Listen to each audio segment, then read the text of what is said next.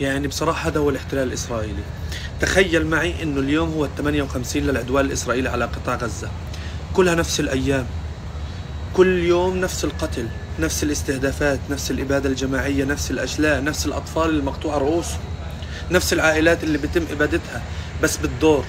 اليوم عائلة أبو فلان، بنفس اليوم في عائلة أبو فلان، بنفس اليوم في عائلة أبو فلان، لأنه هذه عن جد بنتعرض لإبادة جماعية. قبل أيام كان في 7 أيام هدنة، تخيلوا ليلة من ليالي العدوان عن 7 أيام، عن سنة هدنة.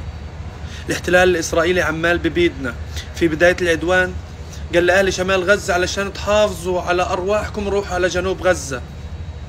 نزح مئات الآلاف تحت استهدافات الاحتلال الإسرائيلي لجنوب غزة. نزح مئات الآلاف تحت القصف، تحت القذائف، تحت الإبادة الجماعية. أحياء كاملة في غزة أبيدت، يعني أغلب أحياء مدينة غزة غير صالحة للسكن، وأنا مسؤول عن كلامي. حي تل الهوى، الصبرة، الشاطئ، الشيخ رضوان، أحياء كتير أبيدت. الكرامة، المخابرات، وكل الناس هدول راحوا من شمال غزة لجنوب غزة. الليلة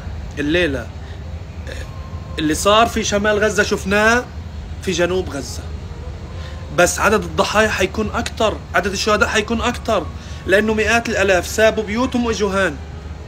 فيا جماعة الخير، إحنا وصلنا أكثر من 22,000 شهيد، آلاف المفقودين، إخوات 2 مفقودين وواحد تم أسره، كتير مئات تم أسرهم في الطريق الآمن اللي بيحكوا عنه ممر آمن، منهم أخويا والصليب الأحمر لليوم ما حكى عنه، ولحتى الآن ما حد وقف هذه الإبادة الجماعية. إيش بتستنوا؟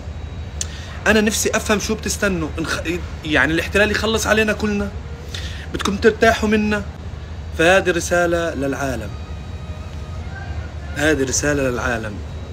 إحنا إلنا 58 يوم. طبعا رسائلنا دائما لربنا، بس حابب أنخذكم، يعني أقولكم من شان الله، يعني استحيوا عدمكم.